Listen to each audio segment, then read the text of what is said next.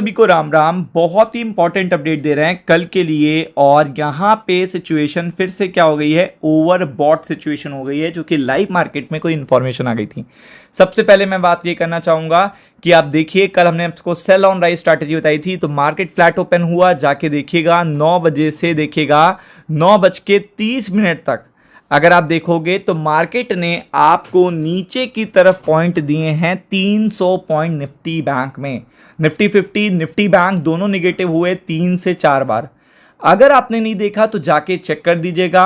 आप अपने चार्ट पे जाइएगा, निफ्टी के अपने चार्ट पे जाइएगा, निफ्टी बैंक के 1-1 मिनट की, 3-3 मिनट की, 5-5 मिनट की कैंडल्स लगाइएगा, आपको देखने को मिल जाएगा कि कैसी सिचुएशन हुई थी। बस उसके बाद मार्केट साइडवेज हो गया, साइडवेज के बाद देखिएगा थोड़ा सा रिकवर हो गया। तो मार्केट इस समय हो गया है ओवरबॉट, लेकिन मार्केट में मल्टीपल 6 से 8 निगेटिव अपडेट भी हैं। साथ में 2100 पॉइंट की कुछ मार्केट में गिरावट है, मतलब 2100 पॉइंट कुछ मार्केट गिर रहे हैं, तो बहुत ही अच्छी बात है। तो कल का रेजिस्टेंस 24 देखिएगा 75 एंड 24 देखिएगा 120 के आसपास रहेगा। काफी अच्छी सेलिंग जोन ये अच्छी देखने को मिल रही है। और अगर नीचे जाता है तो मार्केट आराम से पहला टारगेट टच करेगा 940, दूसरा टारगेट टच करेगा 840। तो इस पे आपको फोकस करना है निफ्टी 50 के लिए।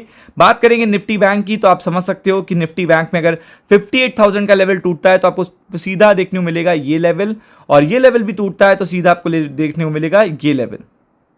तो इन पर्टिकुलर लेवल पे आपको फोकस करना है निफ्टी बैंक के। तो अब बात करते हैं सीधा निगेटिविटी के बारे में। तो देखिएगा गिफ्ट निफ्टी तो यहाँ पे निगेटिव देखने को मिल ही रहा है, लेकिन सभी को पता है कि यूएस में अब नंबर्स आने वाले हैं। फैक्ट के साथ बात करते हैं अब यूएस में वो नंबर्स आने वाले हैं जो 15 दिन पहले आए थे, और जब 15 दिन पहले आए थे तो पूरे मार्केट धराशायी हो गए थे। यानी कि जॉब के नंबर, अनएम्प्लॉयमेंट के नंबर्स, जॉबलेस क्लेम का डेटा, नॉन फॉर्म देखिएगा जॉब का डेटा, ये सारे नंबर्स आने वाले हैं। और अगर ये नंबर पिछली बार की तरह खराब आते हैं तो इट मींस यहां पे सीधा इंपैक्ट पड़ेगा, सीधा इंपैक्ट पड़ेगा पूरे के पूरे मार्केट पे। पूरा मार्केट देखिएगा फिर इंपैक्ट हो जाएगा, चाहे वो इन्फ्लेशन के नंबर्स को लेकर, रेट हाइक की प्रोबेबिलिटी बढ़ जाएंगी, सारी चीज़ें।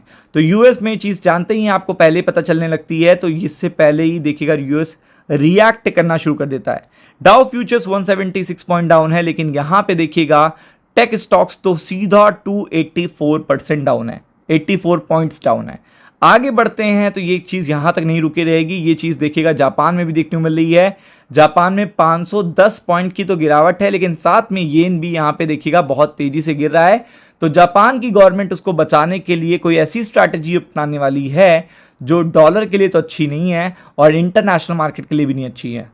इसके अलावा अगर आप देखेंगे तो जापान की बात तो मैंने बता दी, लेकिन कई जगह पे देखिएगा चाइना में, जहां कम आपको देखने को मिलता है कि मार्केट गिरे इस तरीके का, लेकिन यहां पे भी कंटिन्यूसली फॉल देखने को मिल रहा है।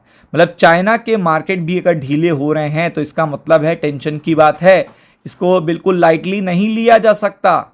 जो चीज़ आपको ध्यान में रखनी है, चाइना नहीं अच्छा, जापान नहीं अच्छा, यूएस नहीं अच्छा। तो आगे बढ़ते हैं तो आगे आप देखेंगे तो यूरोप भी नहीं अच्छा है। ये देखिए 2100 पॉइंट डाउन। अब आप समझो कि आफ्टर लॉन्ग टाइम देखिएगा इस तरीके की गिरावट देखने मिली है, और हो सकता है कल तक जापान के मार्केट आपको 1000 से देखिएगा 1500 पॉइंट तक गिरते हुए देखने मिले।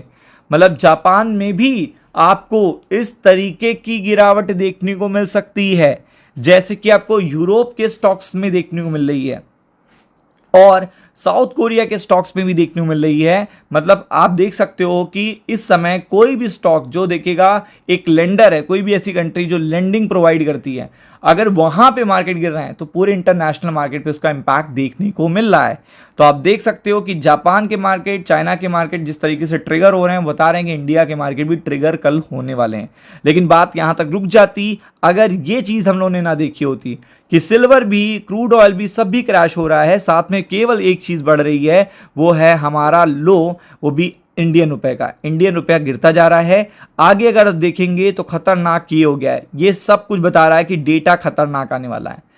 यूएस का बॉन्ड मार्केट ये साफ साफ बता रहा है कि डेटा अमेरिका का अच्छा नहीं आने वाला है, रेट हाइक की प्रोबेबिलिटी बढ़ने वाली है।